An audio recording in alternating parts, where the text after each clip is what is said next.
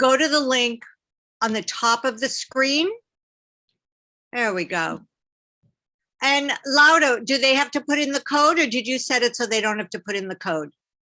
If you guys use the link directly in the chat, you don't have to put in a code. But if you're doing it on your phone or on another device, you just go to www.menti.com and put in that code at the top, and it should work for you guys.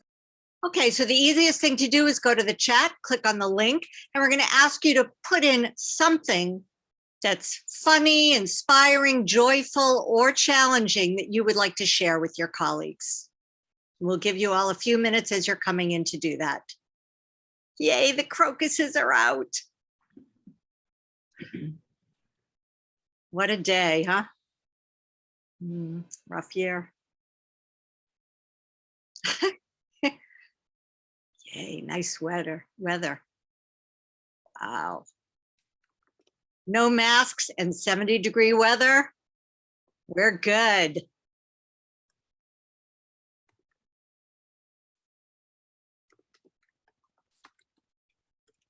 Cool.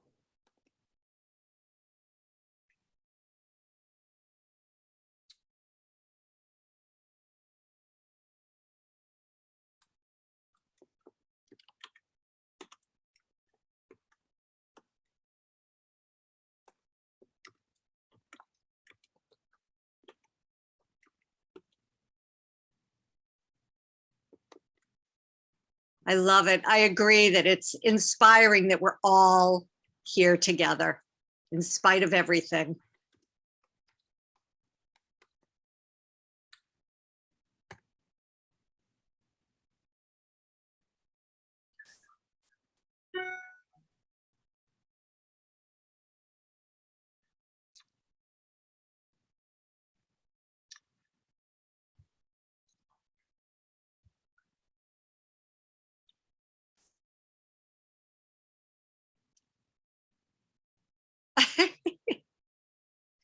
You never know when you might need a cow and an ox in Chelsea.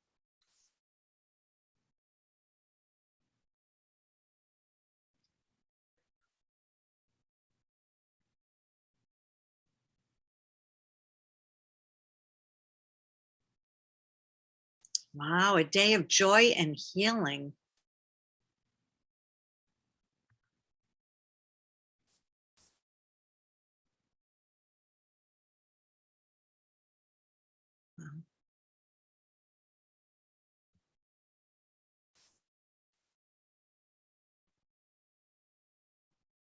Oh, God.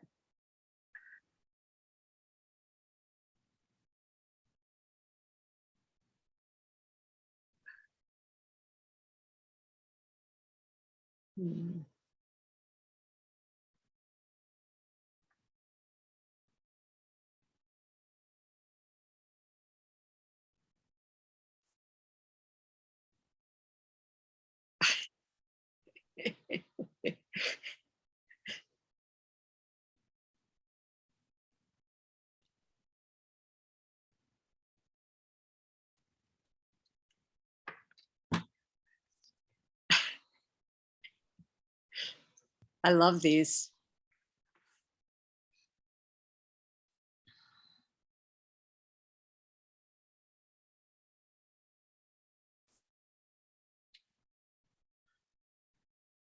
Happy birthday.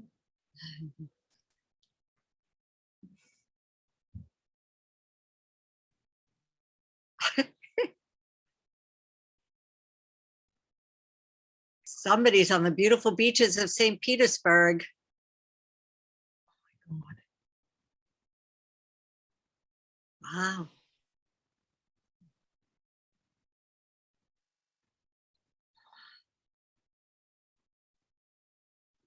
These are beautiful. I love these. I hope it's St. Petersburg, Florida, and not Russia. Yeah, really. I don't think there are any beaches in St. Petersburg in Russia. I think that's Pat Lander, and I know she's in Florida. Oh, okay.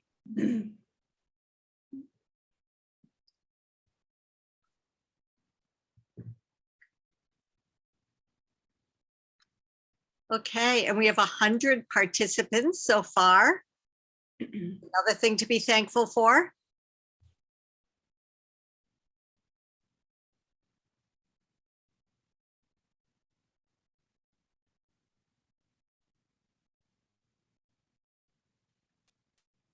So what do you think, ladies? Time to move on? Okay. As fun as these are, we could go on forever. All right. Okay. Welcome, everybody. I hope you enjoyed starting this evening with our very inspiring music video and with our Mentimeter activity. I'm Yael Zekan-Bork, the conference director for MABE's annual Southern New England Regional Dual Language Conference. First, I want to thank Güero Loco, Angelita Adeidokun, and Angel Ocho for the music that played as you were logging in, entitled Aquí Estamos. This year is our 11th annual conference and our 3rd virtual conference. We missed the days when the conference began with screams and hugs as we all greeted colleagues we hadn't seen for a long time and shared what was going on in our lives. We still do get to see your faces, but sadly, only in a little box on a computer screen. So this year, we asked you to share some of your lives in a virtual way using the Menti app so that we could try to recreate some of that feeling of being together. And it was really fun to see the things going on in people's lives. It was really gratifying to see that in spite of the tough times that we're in, sadness going on in the world, so many of your comments were joyful and joyous about the weather, about the fact that kids are back in school and not wearing masks, celebrating days of joy and healing. There was a lot of really beautiful, positive energy in that Mentimeter that I enjoyed reading. Sadly, the hugs can't be recreated. But what can be recreated is that we continue to provide a full day of specialized professional development for dual language education and the opportunity to network with colleagues from across the region and the country. This year, we are proud to also commemorate and celebrate 50 years of bilingual education in our region. So I welcome you and I wish you a day filled with teaching, sharing, collaborating, and learning.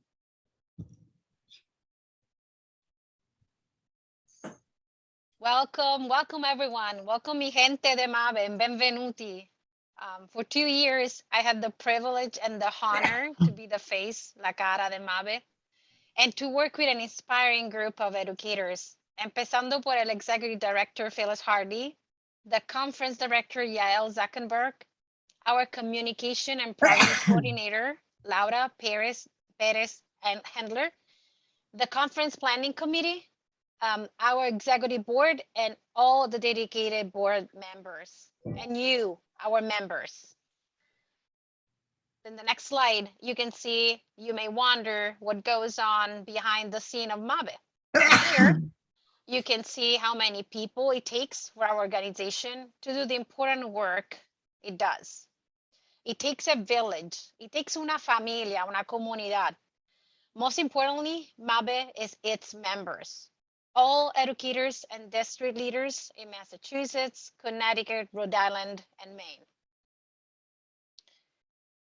Together, we have created a community of practice and collaboration, and this conference is one manifestation of that. Other ways we do this is through our Summer Institute for Professional Development and our networks for teachers, leaders, special educators, and coaches. We also continued our social justice network, developed last year for members to gather and discuss equity issues and how we can address them. Dual language education is responding to the demand of reparation in education for historically minoritized communities, which is why we chose to focus on critical consciousness for this year's annual conference. Dual language has been continuing to grow throughout our region, the country, and the world, experimenting in new ways with language allocation plans, keeping the fidelity to the structure while including flexibility, and building upon culturally sustaining pedagogies, valuing all that students bring into the classroom. Dual language is supporting the development of a sense of belonging for all students. So I'm very excited to welcome you to the conference. Excuse me a second, Maria Luisa. Before you introduce Deb Palmer, we do have a slight glitch with the capacity for this Zoom meeting, even though we purchased the 500 capacity. So I'm going to stop sharing and allow Laura to share Deb's presentation and try to correct this glitch that we have. Sure. Laura, can you get to hers? Okay. Sorry about that. What? No problem. That means that we have lots of members and lots of participants that decided to join us today. This is awesome. This is exciting. Did you maybe do it for Saturday? No, I did it for the whole month. So do you want to stop sharing your screen? Or do you want to? This is Laura's screen. Can you see my Okay. screen? Everybody sees it? We're all good? Perfect. All right. So then I can introduce Deb. Yay, awesome. Okay. Welcome, Deb. Welcome back. Welcome back to virtually Massachusetts, your home region. So I welcome you to the conference, and I'm so delighted to introduce Deb Palmer, our keynote speaker.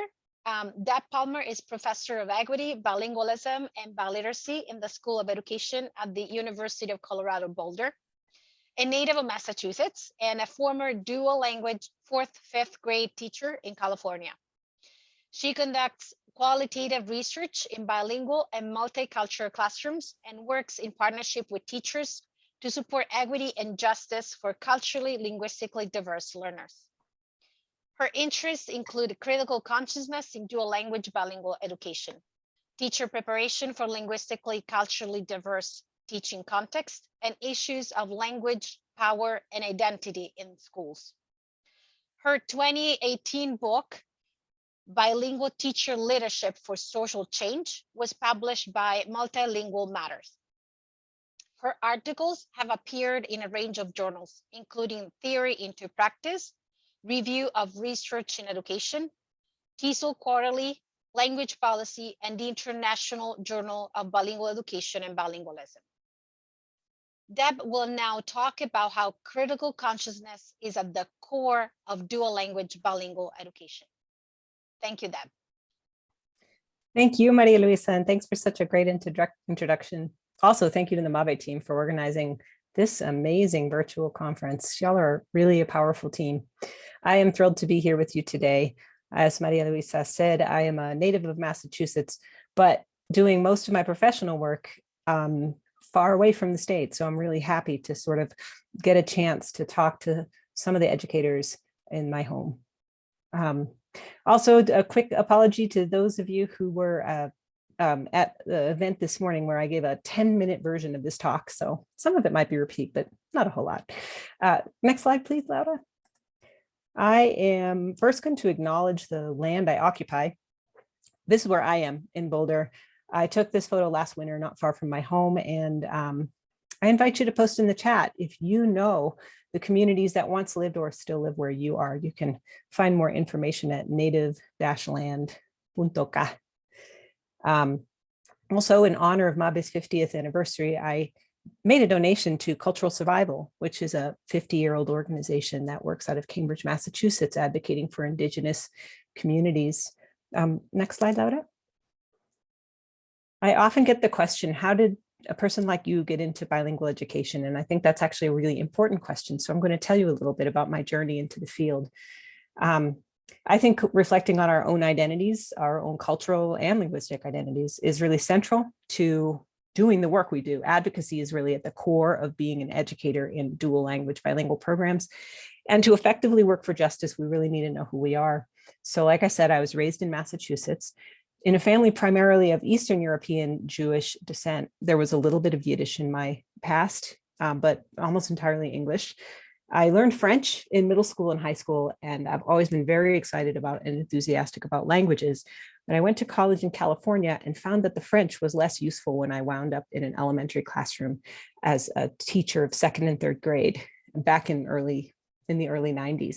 So I learned Spanish. I began Spanish in college just a little bit, but mostly spent my summers traveling. I had the privilege of traveling to several countries in Latin America and developing my Spanish in spaces where people lived and worked, indigenous communities, and fought for their rights, such as the Zapatistas.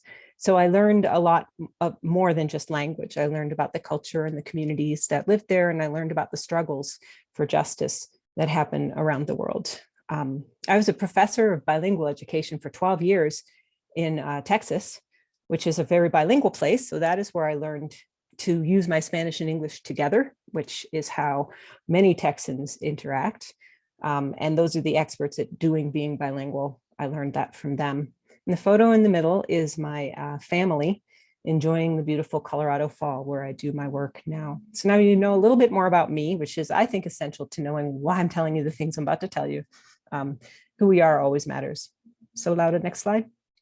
The Hill We Climb by Amanda Gorman. I'm going to be pulling bits of this poem throughout because it inspired me, and I think it is connected to some of the messages that I want to put forward for you to consider. If we're to live up to our own time, then victory won't lie in the blade, but in all the bridges we've made. That is the promise to glade, the hill we climb, if only we dare.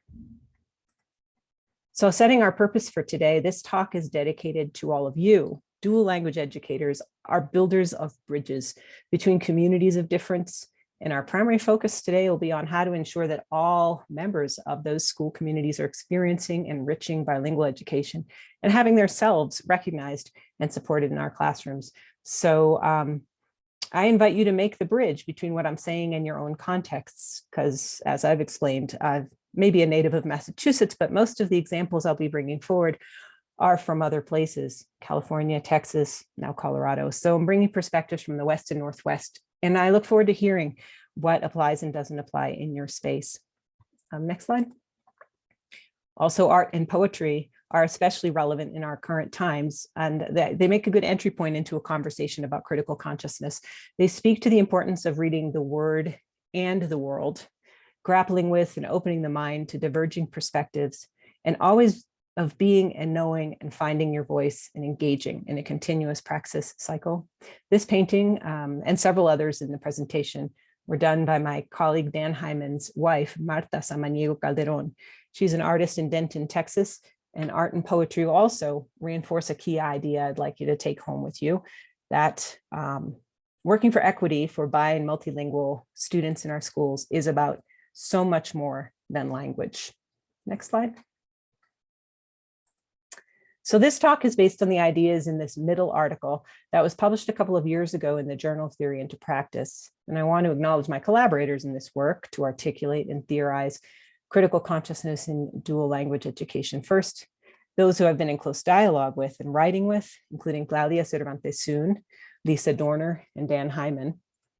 And next slide, those who have been working in this area for some time and pushing our collective thinking in new directions, of which the folks listed here are only a few. Next slide. So dual language bilingual education paints a beautiful picture. The model is carefully structured and thought through to promote equity and excellence to support our students. It carries out the values we aspire to in working toward a beloved community.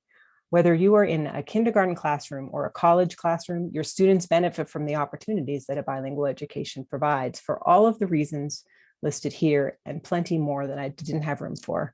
It's really an inspiring place to work. Next slide. But our dual language programs are not sheltered from nor separate from reality. As the pandemic made very clear, it's brought into stark relief that we live in a society in which inequity abounds. Some students are rich, others are poor. Some students are white, others of color. Some are citizens, others undocumented. All kinds of privilege and all kinds of challenges face our students every day. And one of the things, at least for me, that makes dual language programs into spaces of hope is that they hold this possibility of bringing all these dimensions into the same room. So you kind of get the challenges of diversity in your face right there. Dual language programs really are attractive to everyone, and they can enrich and diversify a school community.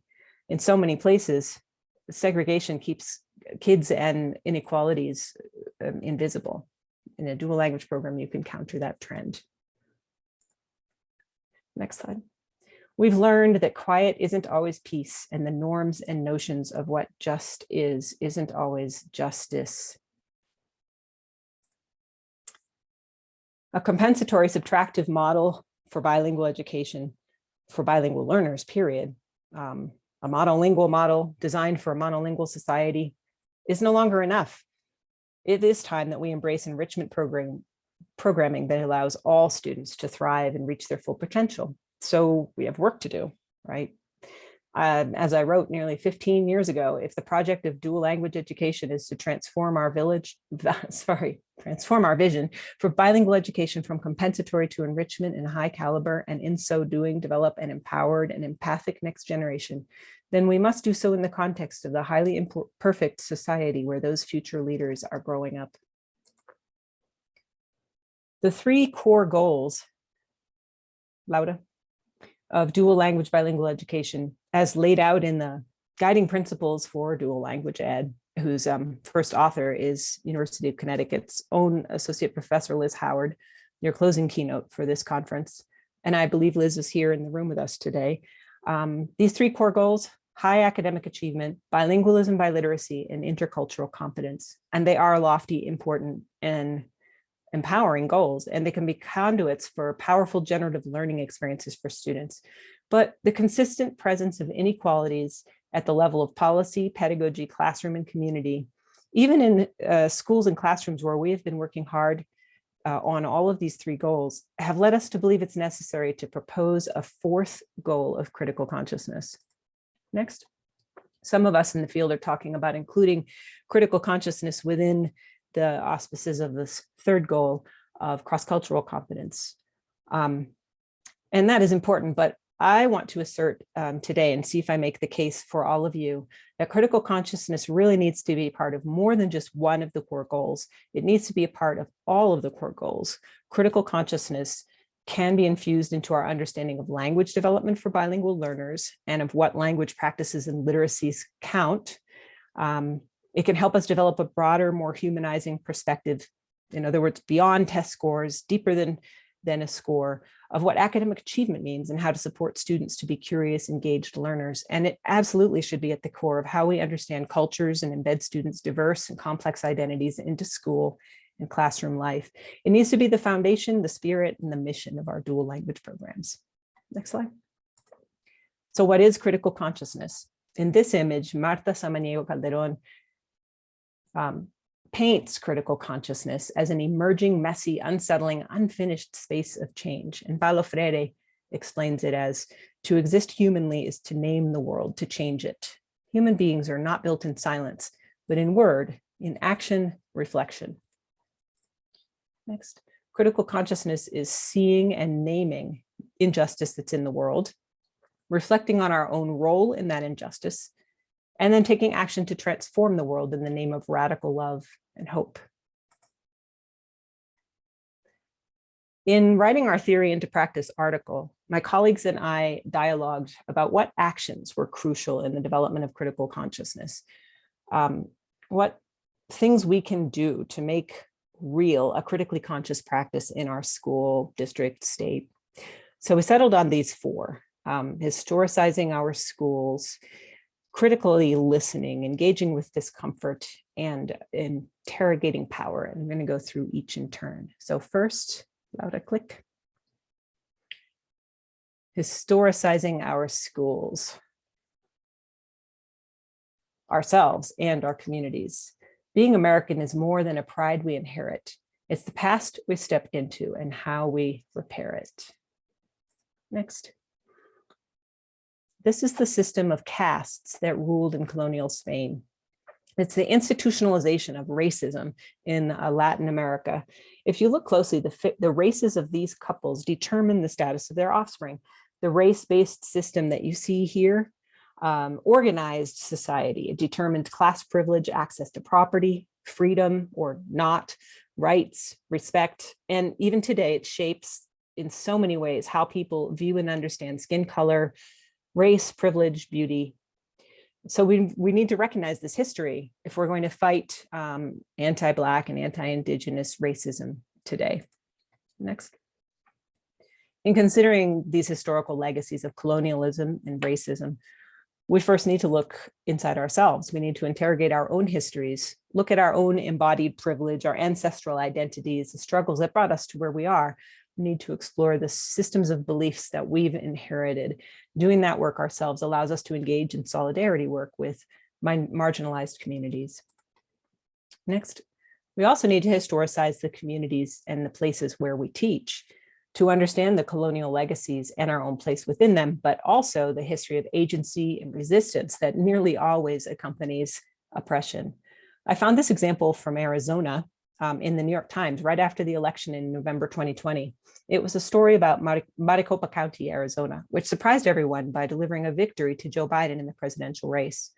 It was no accident. It was the result of a long-term investment on the part of many Arizona citizens working together. The article read, Anabel Maldonado was in high school when Arizona enacted legislation in 2010 that empowered the police to stop and question anyone they suspected of being in the country illegally, targeting undocumented immigrants. Just being Latino in the state gave us a lot of anxiety, said Ms. Maldonado, now 29. Instead of leaving the state, she said, many young Latinos were energized. It turned into a moment for folks to stand up, fight back, and move past the fear to do something about it. A decade later, Ms. Maldonado is among the many children of immigrants who have built a grassroots movement that has educated and mobilized hundreds of thousands of Latino voters. Next slide. We also need to historicize our own field. Dual language is bilingual education. In fact, that's why I tend to prefer the acronym DLBE, dual language bilingual education. It emerged from civil rights struggles. It was hard won by language minoritized communities, and there is a long history of marches, advocacy, court cases that brought us to our present moment.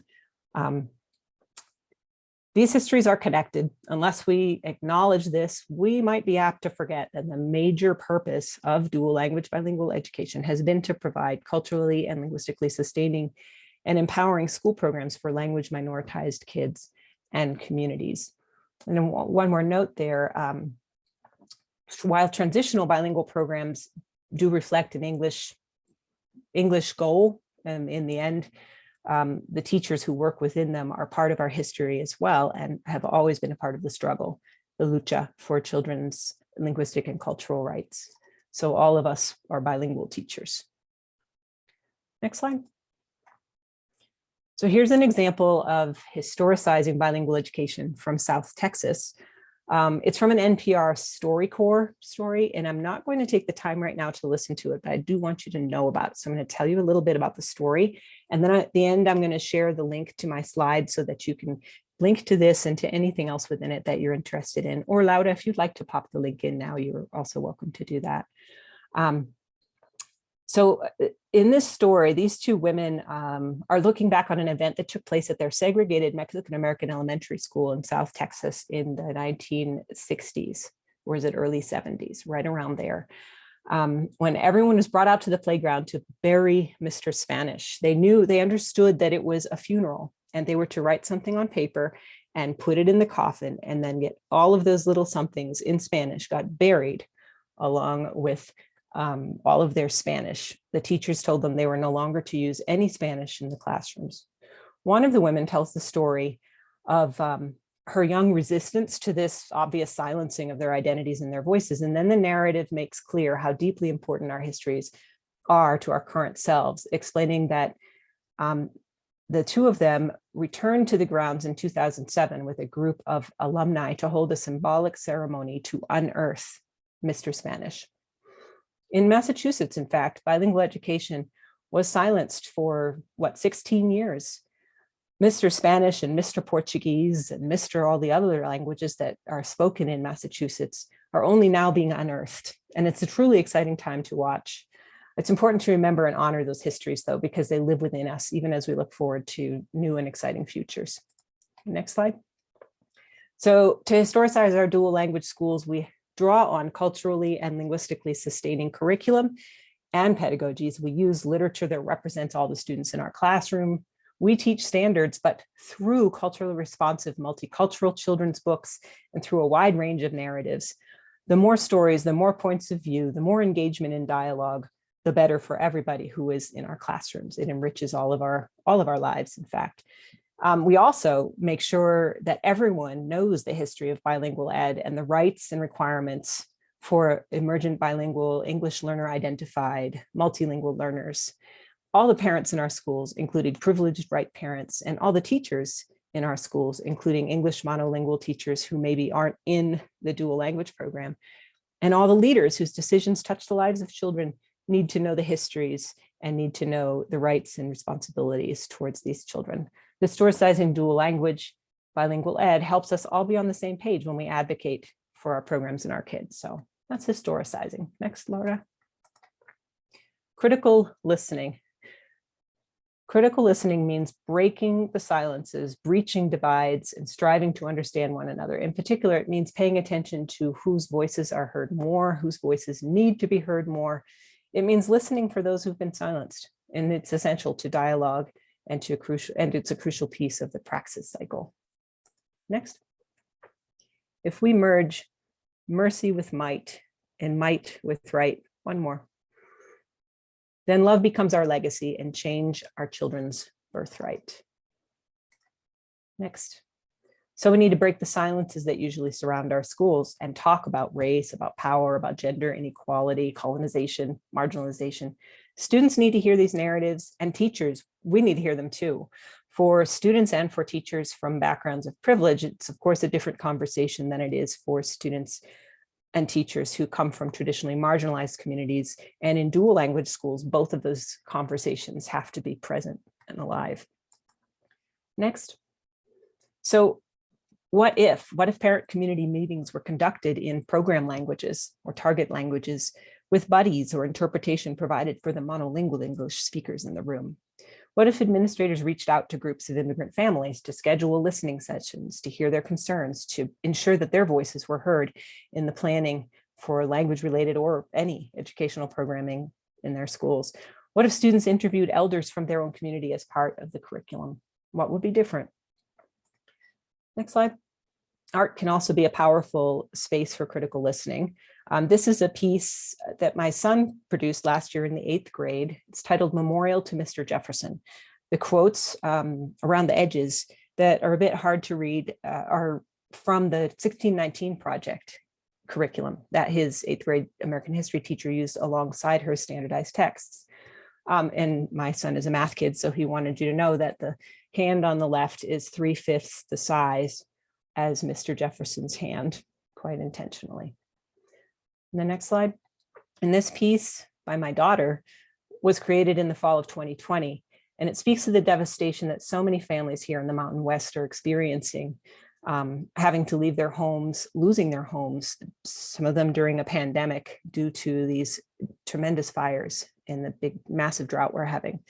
This December 30th, we lost about 1,000 homes in the towns next door to ours, and the fires from my back windows looked even scarier than this. And art can help us develop empathy and process the devastation that unchecked climate change is having on our world, and it can move us to action. It can open us up to listen critically and to listen for silenced voices. Next. To listen critically means to hear, to really hear the stories of those around us. And to take the time to learn about the language and cultural backgrounds of our students and their families can be really fun as well. So this is an activity I want to suggest that people of all ages can really get into. You can ask your students to draw, color, and label their linguistic repertoires, or the languages that make up who they are, on their bodies. Here are 2 examples created by pre-service teachers, bilingual teachers in San Antonio, Texas. You can do this with your own students. You could ask children to take it home to do with their families. A colorful collection of these figures can help your class understand that messy, complex, beautiful diversity of experiences that they are encompassing. So critical listening. Next. I think, yeah, you want to click one more time. Critical listening can lead to discomfort. It likely will. Oops, there you go. If it doesn't, you're probably not doing it right. So discomfort. Next. Let the globe, if nothing else, say this is true, that even as we grieved, we grew, that even as we hurt, we hoped, that even as we tired, we tried, that we'll forever be tied together, victorious. Next. Engaging with that discomfort and taking the risk to listen, that's what allows us to learn. Out of discomfort comes learning. And we have an obligation not only to organize our students to learn, but also to learn as professionals. And we know that that requires getting out of our comfort zones. As white people, if we are white, as I am myself, we must live with the discomfort of accepting unearned privilege. As middle-class people, we must learn to share power, relinquish control. Immigrant and multilingual groups must acknowledge anti-Black racism within our own communities. And school norms, leadership norms, need to shift to embrace cultural linguistic practices of the marginalized members of our communities. It's true that if we arrange things to keep ourselves comfortable, there is someone else who's made uncomfortable. And if we lean into discomfort, we work towards justice. Let me give you an example of that. Next slide. To illustrate this idea, this is some words from a 5th grade dual language teacher in a 2-way bilingual school in Texas, who talks about a series of house meetings that she carried out with parents.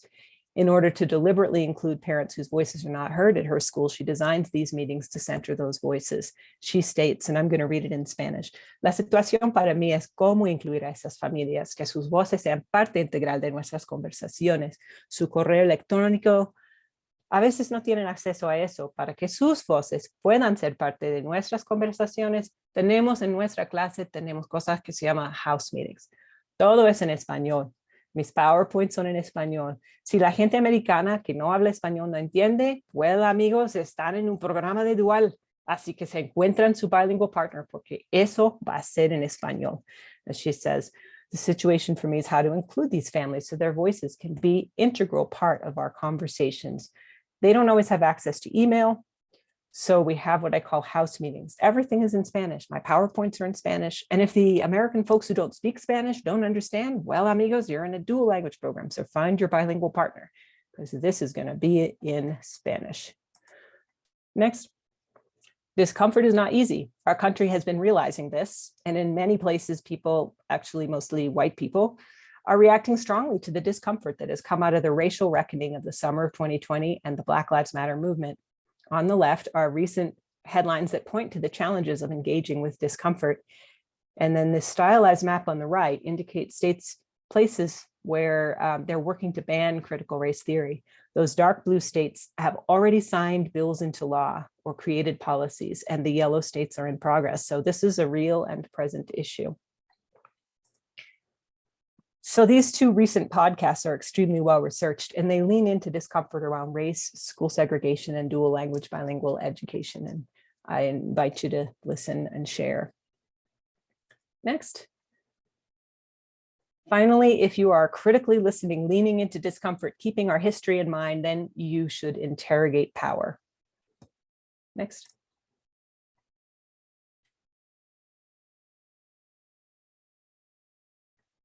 Which means noticing, asking questions, speaking up, pushing back, taking a stand, being brave. Next, we are striving to forge a union with purpose to compose a country committed to all cultures, colors, characters, and conditions of man.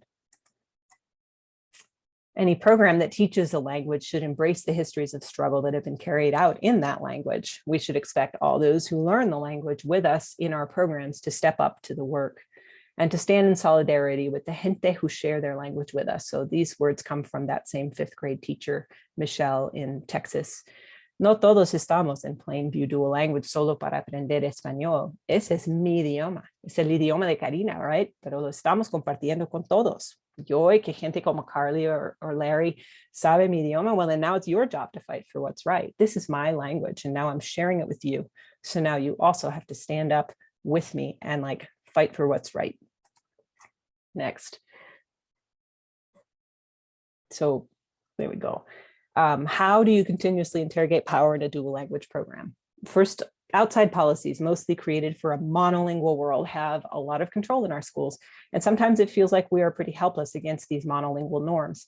At the same time, these policies make it so much harder to create equitable spaces for learning. So we have no choice but to keep up the lucha. Even if tests are monolingual in a student's home language, as they are in Texas, they are still monolingual and they don't reflect our kids' strengths as bilinguals. So we support our kids by speaking up, when larger systems marginalize them and continuing to speak up as best we can. Let's pull in the next one, Laura. At our school or district, we can conduct equity audits. That's a sort of systematic analysis of classroom, school, district level data with a focus on equity.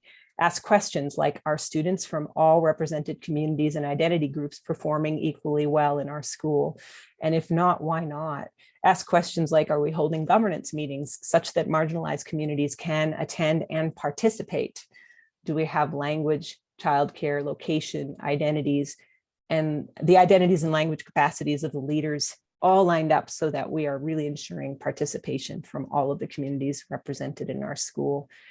And ask, are our recruitment and enrollment policies and practices ensuring equitable access to everyone?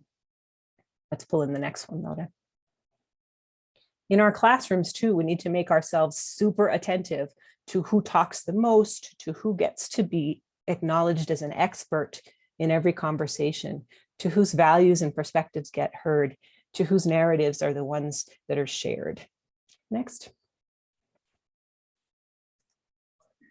Here's an example of interrogating power from a two-way dual language context in North Carolina from Claudia Cervantes Soon. It's data from her study there. A second grade teacher, Mr. Kevin, noted the stark differences in power that parents from various groups had at his school. Latinx immigrants were struggling to navigate a school system that was completely new to them, and their children often had to wait months and sometimes years to get access to support services. Meanwhile, wealthy white English-speaking parents quickly received the help they needed for their children. Kevin noted, because what happens is school officials know that if white parents don't get a yes for an answer right away, they will just go to the board. When he brought this up to the Parent-Teacher Association at the school, he was ignored and silenced. And it just leaves me wondering what would have happened if the PTA had been critically listening and actually hearing those silenced voices. Another example, next.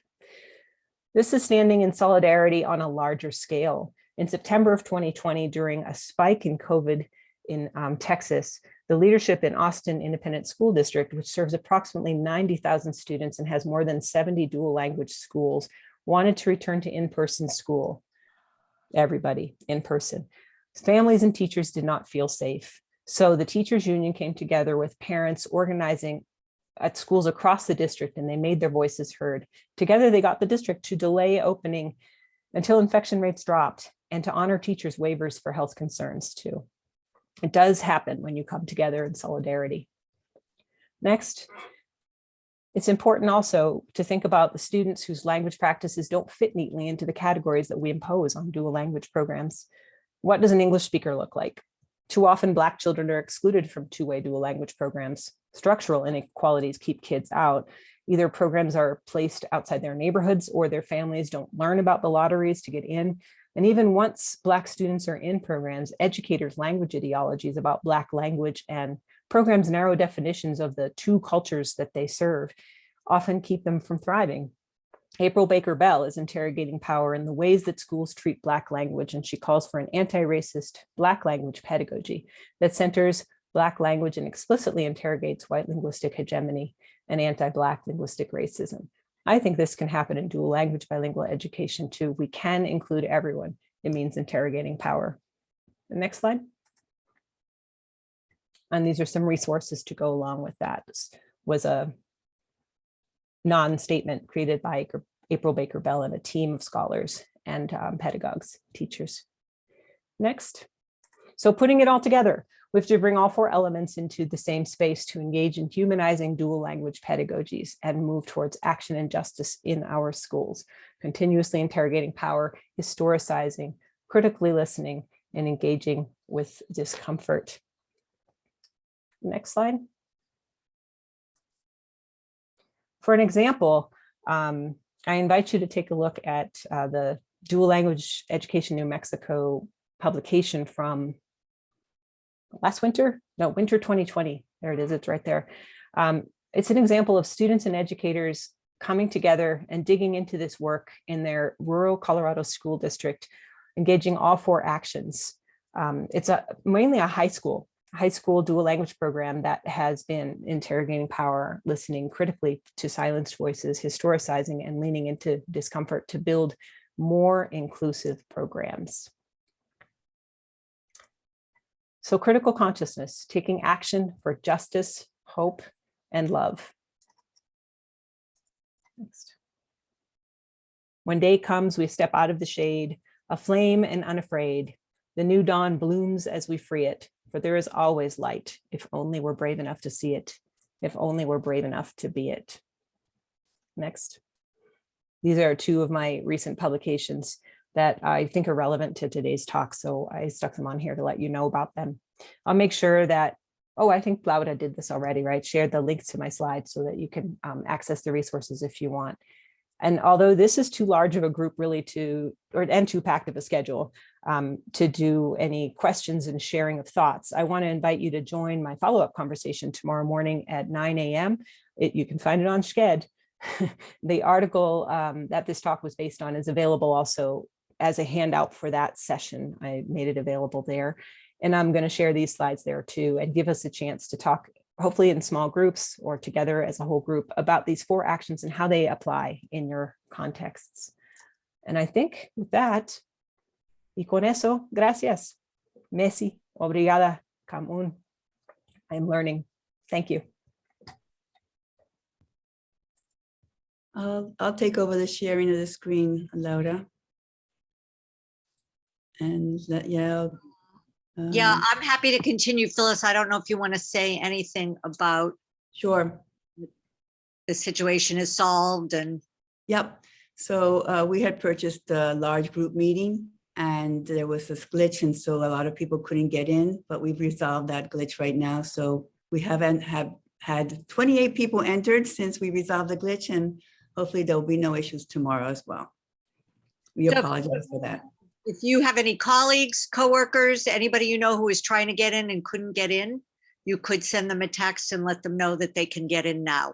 Yeah, we've also sent messages through multiple different ways, and we are recording today's session. So anybody who missed Deb's keynote speech, we can actually share that screen with you, that recording with you. Great. The beauty and the challenge of technology and doing virtually. So thank you so much for that beautiful keynote address, Deb. I know, and I can see from the comments in the chat that it was very impactful for a lot of people. And I know that many people will want to continue the conversation with you tomorrow. So thank you. In the beginning, MABE was known as the Massachusetts Association for Bilingual Education. The organization was created in response to the passage of the first state bilingual education legislation in 1971. At that time, transitional bilingual education, now considered a subtractive form of bilingual programming, was being implemented in districts. The first 25 years of MABE's history were characterized by a continual struggle to advocate for bilingual education rights, a theme that stays true today. The second 25 years, MABE moved to collaborate with more states embracing additive bilingual education, creating a more expansive community of support and advocacy. Dual language education is the program model being implemented in districts now. So today, MABE is known as the Multi-State Association for Bilingual Education Northeast, as we collaborate with our neighboring states in the region. Now, as we celebrate 50 years of bilingual education, we'll look back at how advocacy and critical consciousness have shaped our past and will guide our future.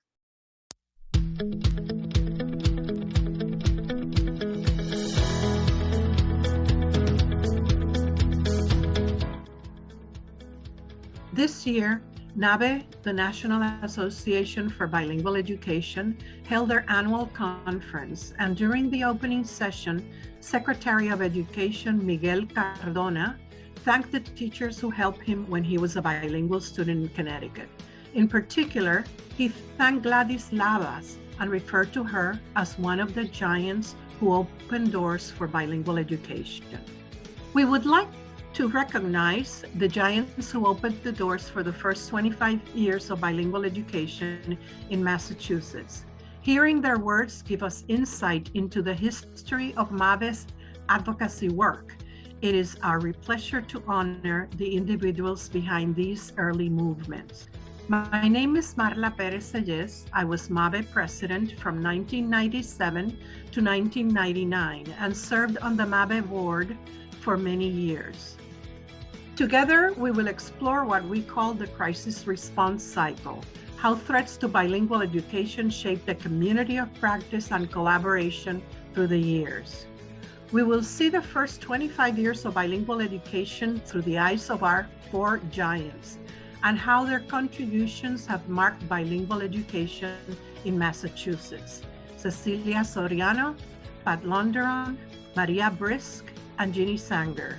Their stories are in response to challenges to bilingual education during the 1970s, 1980s, and 1990s. Our first speaker is Cecilia Soriano, who used the performing arts as a medium to showcase the success of bilingual students and elevate their status in the community. After fundraising efforts in the late 1970s, Boston's bilingual programs were able to celebrate culture through performances that brought together bilingual students and the community and created traditions that are still alive today. Cecilia shows how, hand in hand with local organizations like MABE, it is possible to be a catalyst and continue the hard work of breaking the crisis response cycle and elevating bilingualism.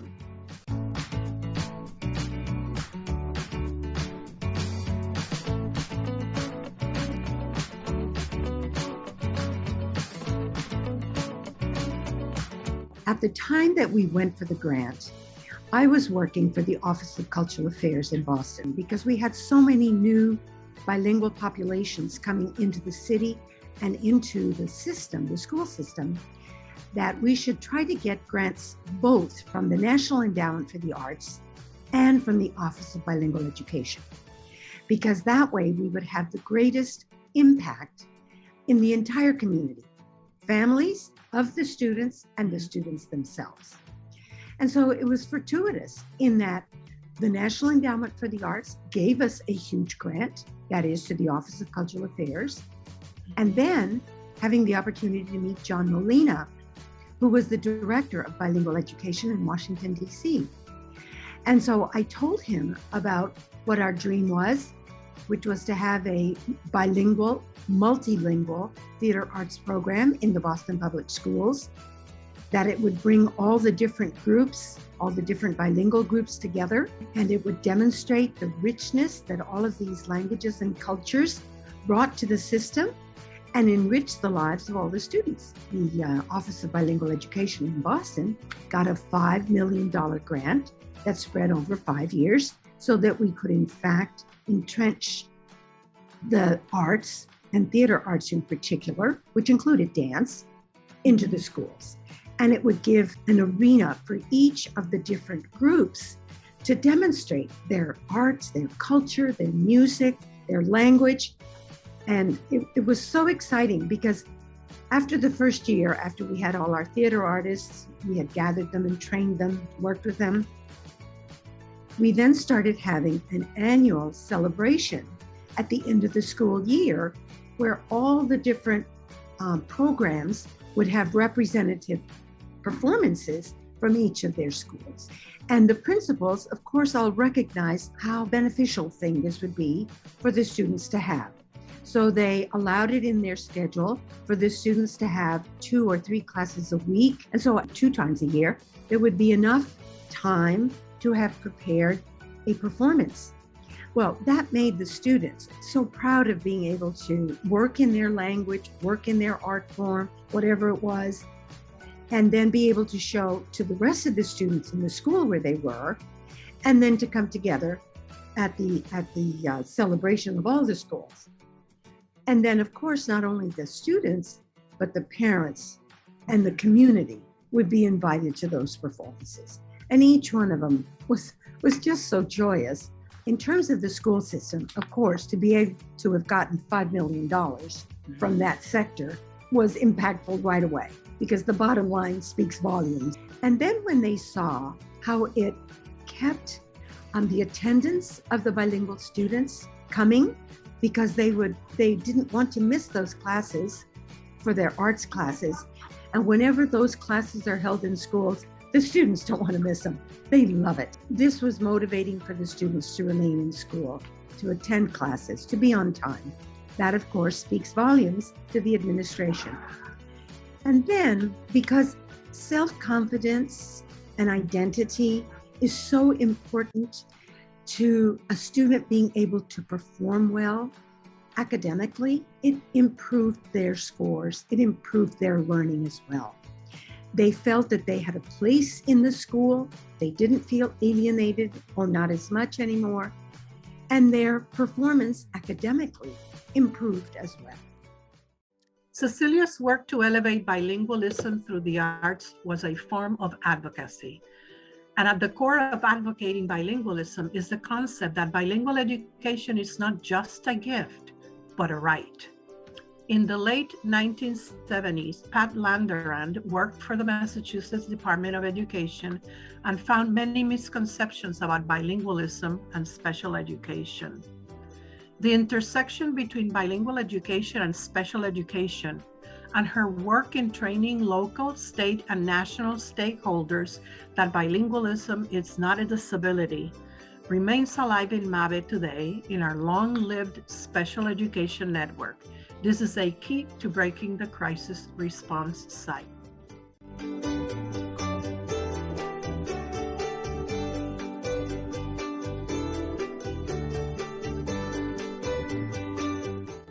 In the 70s, the climate was predominantly in Massachusetts that if a student was getting bilingual services and had potentially a disability, that student would not be assessed and would not receive special ed services. There were some special ed directors that actually would call bilingual ed special ed. The first year I served in 1977 as the bilingual special ed director, and I went into many classrooms, special ed classrooms.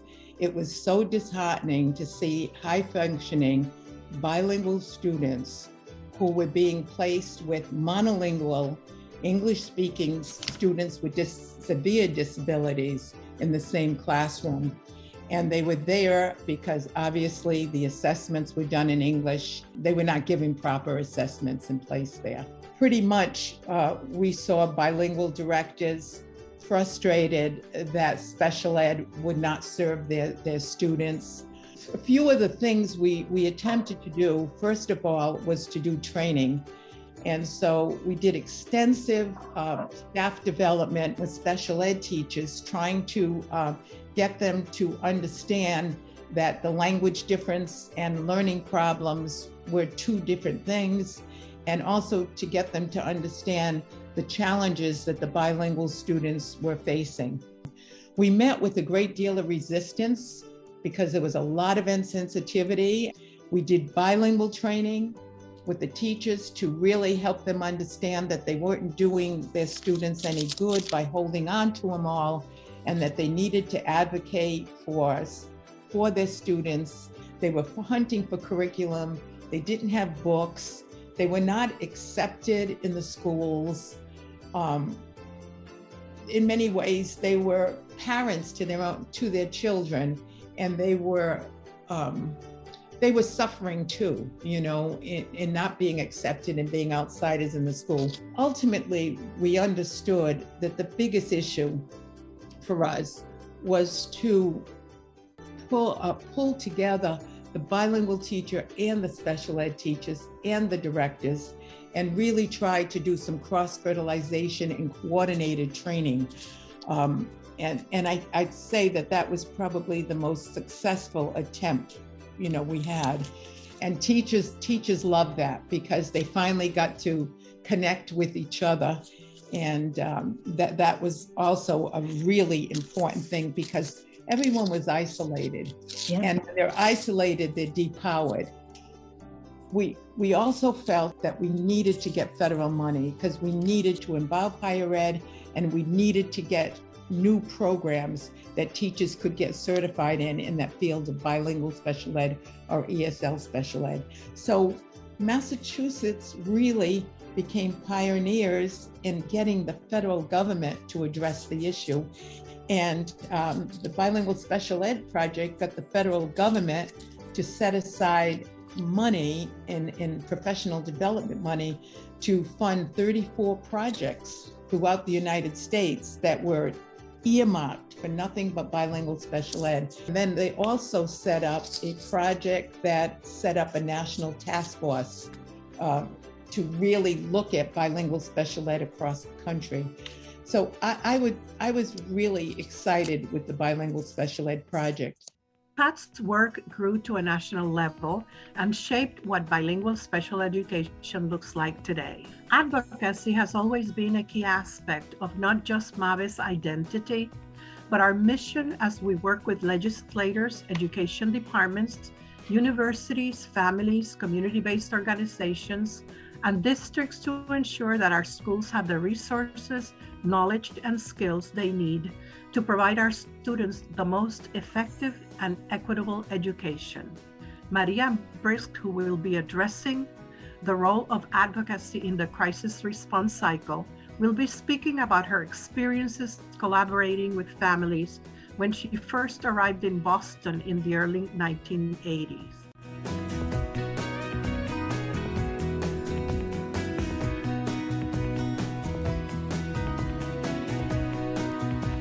There was a lot of sense of urgency to find and prepare teachers, to get curriculum. So the basic things that the schools needed, it was a constant battle against the attitude that bilingual students had a problem and the schools had to fix this problem. Desegregation saw the issue of education based on race, and the needs of the bilingual students was based on language. And there was a lot of advocacy on the part of bilinguals about it. What we needed to make the people involved in the decisions around the segregation understand is that the bilingual students needed to be assigned to schools that offer the programs in their language and not assigned by race. That's where the role of the Comité de Padres, which was a parent organization that was put together especially for desegregation and to support the needs of the bilingual students, requested this policy of assigning first the bilingual kids by language to the schools that offer the programs in those languages. And so we saved actually transitional bilingual education just by that policy. The teachers in the bilingual programs had a very special role because they were not there only for the academics, but they saw their role as supporting the well-being of the children and the family, and they advocated for them going to hearings at the legislature and testifying, but also addressing the needs of the everyday needs of the students and their family. They were very special people that served not only an educational, but a major social purpose, advocating for the students, the families, and then the program on the political side.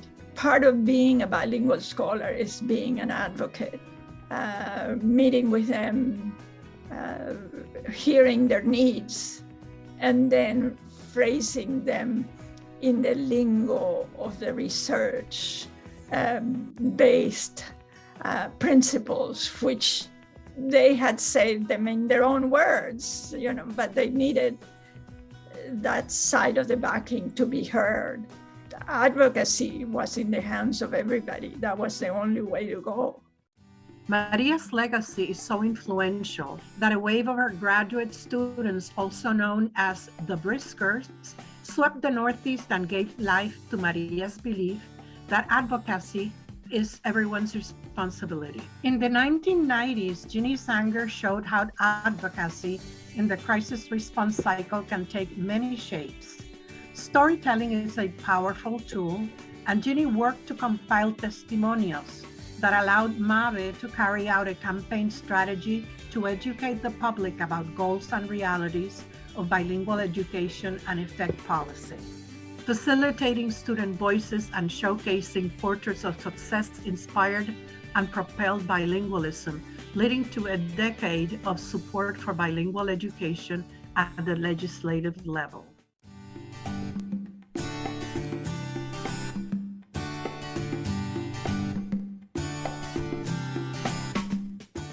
So in 1971, Massachusetts was the first state in the nation to pass legislation mandating districts to set up bilingual education programs. I began teaching the next year, and along with the excitement we felt developing curriculum from scratch and building programs in many languages across the state, we met with opposition at many levels right from the start.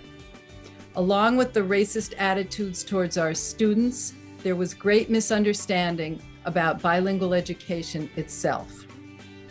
Every year, it seemed, an anti-bilingual bill would be introduced in the legislature, and MABE would collaborate with the bilingual parent advisory councils to organize thousands of parents and students to descend on the hearings at the State House to let lawmakers know how important these programs were.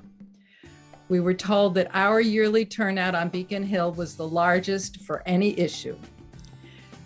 But we got really tired of always being on the defensive. As bilingual educators, we saw how students blessed with bilingual brains could thrive in classrooms that nurtured both languages. And so in 1991, MABE raised $50,000 to tell that story. The video that we produced, Portraits of Success, helped our colleagues, our principals, and our parents understand the benefits of bilingual programs. It was translated into 6 languages and distributed to parent advisory councils statewide through DESE. We disseminated it through a public information campaign that MABE spearheaded, the Coalition for Bilingual Education. And the year it came out, it was shown at the plenary session of the National Association for Bilingual Education, NABE. As the video's producer, I was eager to share it with our legislators on Beacon Hill. And so in 1992, MABE organized a legislative breakfast at the State House to showcase the video. I'm a little hazy about the year, and I certainly don't remember the breakfast that was served. But what I do remember was the power of letting our students speak for themselves so articulately through the video that we shared with the 30 or 40 state senators and reps who came. It truly changed the conversation. And though we did continue to troop up to Beacon Hill hearings when necessary, I believe that the video helped to ensure that the Massachusetts legislature let the bilingual education law stand for the next 10 years until the voters passed question 2, the UNS initiative. The first 25 years of bilingual education in Massachusetts from the 1970s to the 1990s are still teaching us lessons to today. By igniting the sparks, advocates like Maria, Pat, Ginny, Cecilia, and countless others started to break the crisis response cycle. History has seen through the eyes of these 4 giants who opened the doors for bilingual education sounds familiar to the struggles that dual language education programs are still facing today. As Ginny mentioned, after the referendum on question 2 came into effect in 2002, limiting bilingual education in Massachusetts, MABE continued the work to build a language opportunity coalition, which advocated for 15 years to change legislation and policy in favor of dual language education program. In 2017, the Look Act was finally passed, allowing districts to create programming that best fits students' needs. Today, dual language education is the new face of bilingualism in schools. Although legislation encouraging bilingual education has been passed at both the federal and state level, change on the ground at the schools and communities can be slower to follow, and challenges remain. Every day, thanks to all your efforts, our students benefit from progress made daily in classrooms. Activists like our four giants today have paved the way for us to follow. It is our responsibility to take up their mantle, and with critical consciousness at the core of our awareness, continue to break the crisis response cycle.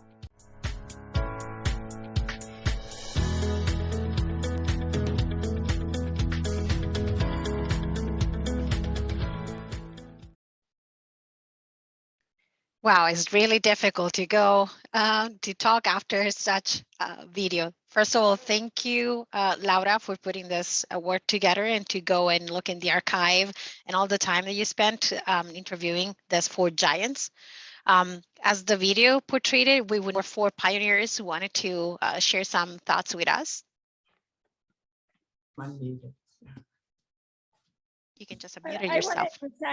I wanted to thank MABE for this wonderful opening of the conference, and also you have really done an amazing job in getting bilingual education back in the picture. So MABE deserves a lot of credit, and all of the members of the leadership in MABE for what you've done for bilingual education in the last several years to get it out of the dark ages that we were at the beginning of this century. So thank you so much. I also want to say thank you to MABE and Phyllis and Yael and everyone who's done so much work, particularly during the last 10 years and the work that we've had to do as volunteers. And you've never stopped, all of you, from doing this. And I think that's why we are where we are now. Just amazing what we've done as a volunteer organization and with the leadership we have. So thank all of you for doing not only the conferences, but in the advocacy and training and so on. It's amazing how you've taken this organization and moved it forward. I also wanted to thank Maria Luisa, Phyllis, Yael, Laura, Laura, and all the educators in bilingual education who were here today for not just carrying the torch, but igniting it again. I just am astounded how dual language programming and MABE have continued to survive, to thrive, to evolve. I've just been completely blown away since engaging in this work together at the advances that you've made. I thought it was moribund, and it's doing better than ever. So it's a very emotional moment for me. Thank you. And I can only add to the words of the three ladies that I am joined with. I can't believe that I would be in such a group. I'm so honored. I thank Phyllis so much for doing all the work that she did in that beautiful video, which is a testament to all the work that continues. And for me, two things. The greatest beneficiaries of all of this work are our students, those hundreds and thousands of students that have benefited from these programs and all of the work of all the bilingual educators.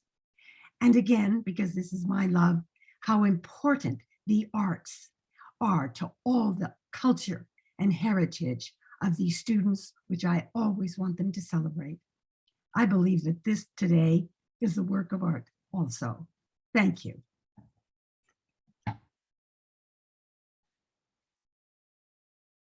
Thank you all. Thank you for being here. It's even if it's a virtual room, it's so I have chill. We are all in the same room with you all. So we have one final award, and I don't see her in the chat. I don't see her in the group. I think she had some connectivity issue, but I wanted to make sure that we honor her, and we wanted to honor. She's here. Oh, she's here. Here she is. Yael. Welcome back. Oh my gosh. Thank you so much. So I'm a little like emotional because I wanted to recognize all the work that Yael Zackenberg has done for many years of service of MABE's conference director. Yael has been on the conference planning committee since 2012. The first year we held the annual conference for dual language programs with just 75 participants. Today we have 380 participants. So after completing her time as MABE president in 2018, she volunteered to take the lead as conference director. And for the past 4 years, MABE has benefited from Yael's creative and artistic talents, her organizational skills, and her outgoing and friendly way of connecting to so many. She self-identifies as something that I like to say that in Spanish, it's like profesionalmente fastidiosa. Yael always makes sure that work gets done and gets done right. Each conference has had its own unique feel and theme. Yael, you have found different ways to showcase student talent in the arts. When we unexpectedly had to switch to a virtual conference because of the pandemic, you found creative ways to have teachers and leaders support each other through these trying times. Yael, we thank you for your many years of service as conference director, as well as the many years serving on the conference planning committee. Grazie mille, Yael. Thank you. It's been a joy. And I turn now back to Laura. Hi, everyone. My name is Laura, and I'm MABE's Communications and Program Coordinator. I just wanted to quickly go over SCED to see if you guys have any questions. SCED allows you to create your conference schedule and join the sessions. At the top of the SCED page, you will find the conference FAQs and the tech help. So give me a call, text me. I already spoke to like 10 people in the last 10 minutes, so I'm happy to help however I can. So I'm just going to share my screen to walk you through a couple things in SCED really quickly. Okay, so I wanted to share how in SCED the sessions are coded by guiding principle strand right here. So you can see the different strands. And if you are interested in one in particular, you can look at them and sort them that way. They're also have sorted by conference theme. You can see them here. We have multiple conference themes, including one for our sponsors and one for our lunchtime thematic networks. And at the lunchtime thematic networks are a little bit different this year. We have an extra option called the school district debrief. And this is one more new option for lunchtime. Let me just bring that up. That, if you can see it here, so lunchtime thematic options. This was a new option that allows you and your team to just eat lunch together and process what you have learned from previous sessions. So the districts and the schools who join will be placed in breakout rooms together to interact and reflect on the conference so far on the first 2 sessions.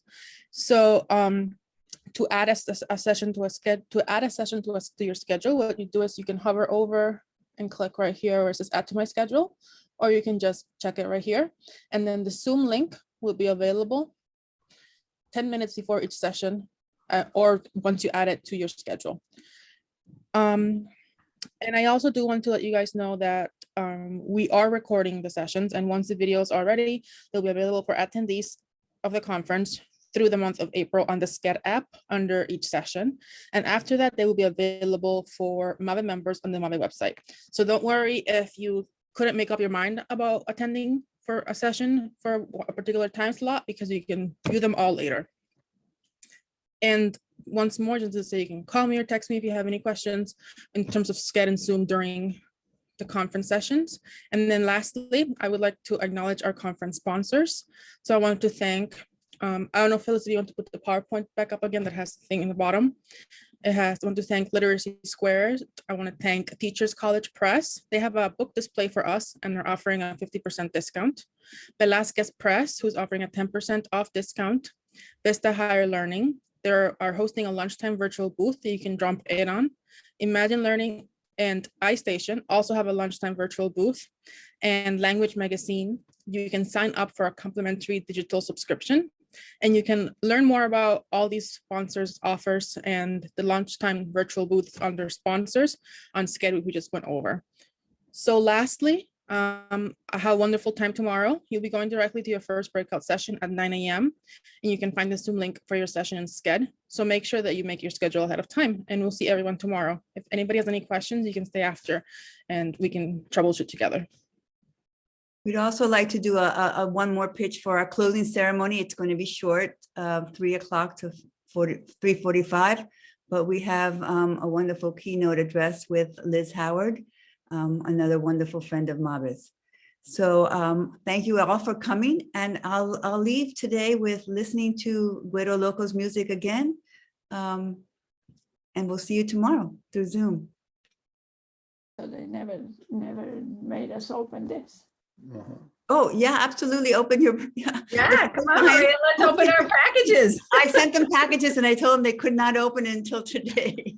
So you can see Maria is going to open it and Ginny's going to open it and Cecilia's going to open it. Pat's getting hers when she comes back from Florida. Oh, and they wrapped our present and everything. All right, we'll watch them open that. Oh, thanks, Maria, for showing your certificate. Lovely, lovely. The scarves actually come from a very special place in Guatemala. I love it. Rebecca Center from, she lives in Ashland, but she works in Framingham. That's a wonderful business of bringing in artwork from Guatemala, and we're extending that. The gifts are from those. Oh, they're beautiful. And I'm such a scarf person. Yeah. Ah, qué lindo. Oh, they're Está lindo. magnificent. Gracias. Son de seda. Gracias. Lindos. I'll have to wait. Yeah. All right. Thank you So so put much. on Loco again. And again, thank you for today and for your being patient with our glitch solving problems. And we got more than one today, but that's okay. We'll see you all tomorrow. Beautiful, beautiful.